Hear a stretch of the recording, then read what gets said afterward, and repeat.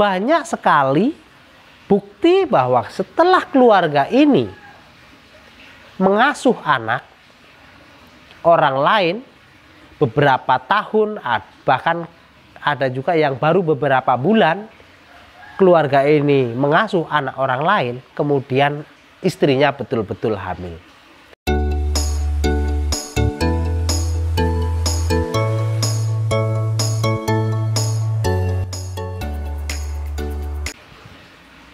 Sahabat Siswa Buddha, sebelumnya Namo Buddhaya. Pada video kali ini saya akan membahas bagaimana caranya kita mengubah nasib buruk dalam tanda kutip menjadi nasib baik atau karma baik. Sebenarnya dalam agama Buddha kata nasib ini tidaklah dikenal. Namun kata nasib tidaklah asing bagi kita. Karena kata nasib ini sering sekali diucapkan bahkan oleh umat Buddha sendiri, kadang-kadang begitu ya. Sangat familiar di telinga kita. Dalam Kamus Besar Bahasa Indonesia, kata nasib ini memiliki arti yaitu sesuatu yang sudah ditentukan oleh Tuhan atas diri seseorang. Ini arti nasib dalam Kamus Besar Bahasa Indonesia. Nah, dalam Dhamma, dalam pandangan agama Buddha, nasib ini sebenarnya adalah karma. Karma yang dibawa makhluk atau seseorang pada kehidupan ini, yaitu kekuatan karma masa lalu, baik itu karma baik maupun itu karma buruk, dibawa sampai kehidupan saat ini. Jadi sahabat Siswa Buddha, untuk merubah nasib dalam pandangan agama Buddha tidaklah dengan cara meminta kepada Tuhan untuk menghapus dosa-dosa dalam tanda kutip, menghapus karma-karma buruk, menghapus nasib buruknya. Tidak hanya cukup meminta dengan cara berdoa kepada Tuhan supaya dapat menghilangkan menghilangkan nasib-nasib buruknya atau karma buruknya. Atau meminta kepada para dewa untuk melenyapkan karma buruknya. Atau meminta kepada orang tuanya untuk menghapus dosa-dosanya atau karma-karma buruknya. Tidak dengan cara seperti itu dalam pandangan agama Buddha. Dalam pandangan agama Buddha, cara untuk merubah karma buruk menjadi karma baik, yaitu dengan cara banyak berbuat baik. Dengan cara banyak berbuat baik. Pernah saya kasih contoh pada konten saya sebelumnya, di mana kita ibaratkan ketika kita menuangkan minyak ke dalam gelas, minyak itu kita ibaratkan sebagai karma buruk, kita harus banyak sekali menuangkan air. Kita ibaratkan air itu adalah karma baik. Kita tuangkan ke dalam gelas itu air sebanyak mungkin supaya minyak ini hilang dari gelas ini. Atau saya kasih gambaran, karma baik kita ibaratkan sebagai air. Kemudian karma buruk kita ibaratkan sebagai gula. Nah, ketika kita memasukkan gula, 1 sendok gula ke dalam gelas, kemudian kita isi air ke dalam gelas itu, saya yakin rasanya sangat manis sekali. Karena apa? Karena kadar gulanya dengan banyaknya air itu sangat sebanding. Jadi rasanya manis.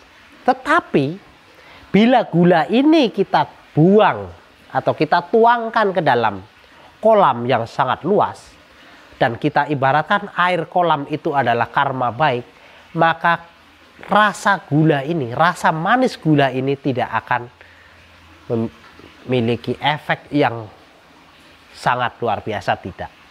Bukan berarti rasa manis yang ada di dalam air ini hilang. Sebenarnya tetap ada, cuman kadarnya sangat sedikit. Itulah cara merubah nasib buruk menjadi nasib baik dalam agama Buddha, yaitu dengan cara banyak melakukan perbuatan-perbuatan baik. Sahabat siswa Buddha, mungkin di lingkungan kita, saya yakin para sahabat siswa Buddha sering melihat, katakan begitu, mendengar cerita-cerita, atau bahkan maaf bila mengalami sendiri, yaitu di mana ada satu keluarga yang sudah menikah cukup lama, 5 tahun, 8 tahun, 10 tahun, bahkan sampai 15 atau 20 tahun, dalam usia pernikahannya tidak memiliki seorang anak. Kemudian ada suatu kepercayaan di kalangan masyarakat kita, yaitu dengan cara merawat anak orang lain, supaya sebagai pancingan supaya istrinya atau dirinya itu, keluarga ini cepat hamil dan memiliki seorang anak. Dengan berpandangan bahwa memelihara anak orang lain yaitu untuk memancing supaya keluarga ini cepat mendapatkan keturunan. Nah, dalam agama Buddha ini sangat sesuai. Keluarga yang sudah cukup lama usia pernikahannya tidak memiliki anak, yaitu kemudian memelihara anak orang lain, dianggap anaknya sendiri, diberikan kasih sayang seperti anaknya sendiri, dipelihara dengan baik, dengan harapan supaya orang ini, keluarga ini cepat mendapatkan keturunan. Ini sebenarnya dalam agama Buddha adalah konsep menambah perbuatan baik, mencintai anak supaya mendapatkan keturunan. Sebenarnya dalam pandangan agama Buddha, bisa saja keluarga yang susah, katakan sulit untuk mendapatkan keturunan, ini adalah buah karma di masa yang lampau.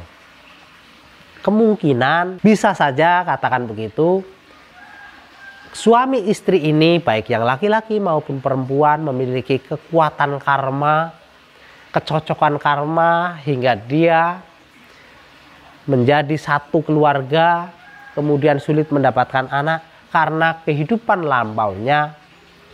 Orang ini mungkin dulu pernah punya anak tapi disia-siakan, atau benci dengan anaknya sendiri, atau memiliki kekuatan pemikiran di masa lalu ingin tidak memiliki seorang anak, atau perbuatan-perbuatan lain yang mengakibatkan orang ini tidak memiliki anak. Singkat cerita, keluarga ini kemudian mengasuh anak orang lain, dicintai seperti anaknya sendiri. Bahkan kadang-kadang mengambilnya dari bayi ya. Dari bayi dicintai seperti mencintai anaknya sendiri. Nah, ini nyata. Banyak sekali bukti bahwa setelah keluarga ini mengasuh anak orang lain beberapa tahun, bahkan ada juga yang baru beberapa bulan, keluarga ini mengasuh anak orang lain, kemudian istrinya betul-betul hamil. Tetapi ada juga yang sampai bertahun-tahun setelah anaknya sudah besar baru istrinya hamil. Jadi sahabat siswa Buddha, dalam konsep agama Buddha, cerita-cerita ini sangat relevan, sangat sesuai dengan pandangan agama Buddha, yaitu merubah nasib buruk menjadi nasib baik dengan cara berbuat baik. Contohnya tadi keluarga, mengasuh anak orang lain, dicintai seperti anaknya sendiri, Tidak lama dari situ kemudian keinginan dari keluarga ini untuk mendapatkan keturunan, tidak lama dari situ ternyata betul istrinya bisa hamil dan memiliki anak.